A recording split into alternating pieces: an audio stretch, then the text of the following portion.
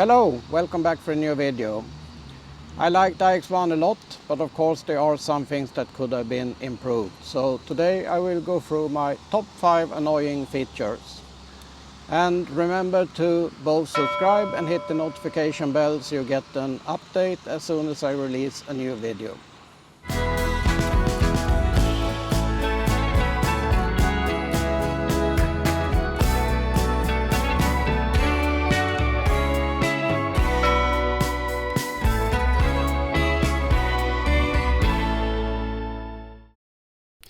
The first issue that I have is the charging port on the car. It's a flap, and when you open the flap there are some other hatches underneath, so you have to open in 2 steps. In some other cars that I had, it was only one flap and then it was open, and of course that's much more convenient. But that's not my main concern. My main concern is the placement. The charging port is placed on the back of the car on the right side. And normally when you have a public parking garage, parking place or a driveway, the normal way to place the charger is on the wall. And this means that you have to back up the car in order to get the cable to reach.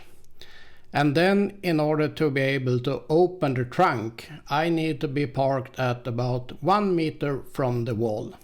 Otherwise I can't put in the charging cable and I can't open the trunk. And as you see, that means that my car will not fit in the parking space even though it's only 4.5 meters long. So I think that the correct placement for a charging port on an EV is in the front at about the placement at the M sign.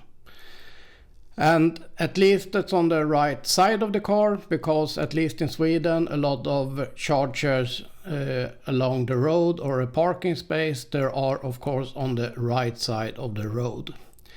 I recently saw the new Fisker Ocean and then it was on the left side but in the front. So on the right side in the front is the correct placement as I see it.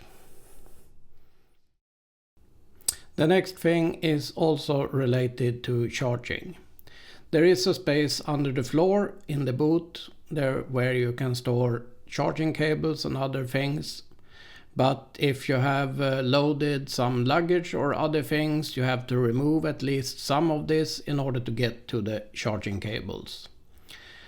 A much more convenient solution is of course a frunk in the front, and I've had this on almost every EVs that I had in the past. In my 2 BMW i3s it was very small, but at least I could store my charging cables there.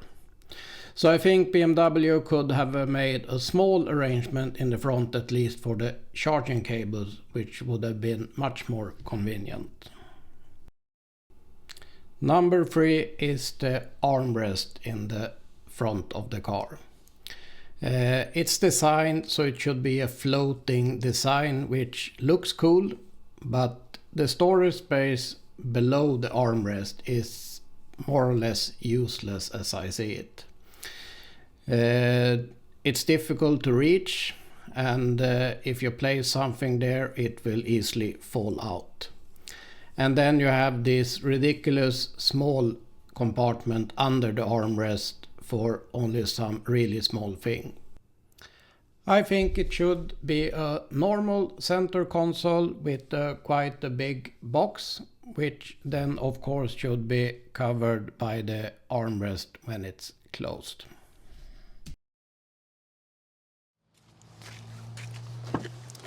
The next thing is folding the back seats. You have to go inside the car and pull these flaps, which aren't the best to reach. And this is of course not a very convenient solution. First of all, you have to reach quite far, at least for the middle one, and you have to go inside the car, the best way would of course be to have some release hatchet in the trunk, or at least on the top of the back seats. So not the best solution according to me.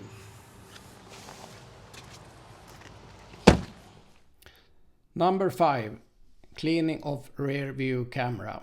At least it has a cleaning function, which is very good. A better solution is like Mercedes or Volkswagen and hide it when it's not in use. But the problem is that the only way to activate the cleaning is to activate the cleaning of the rear window. And this means that you use a lot of washer fluid only to clean the camera at the back.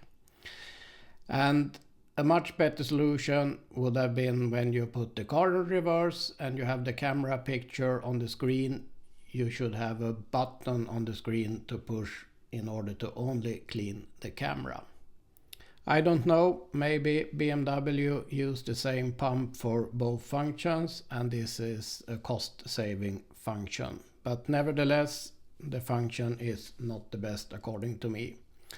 And of course, you don't have any cleaning function of the front camera, but maybe you can't expect this for this kind of price segment. This is all my personal opinions, so please leave a comment if you agree or don't.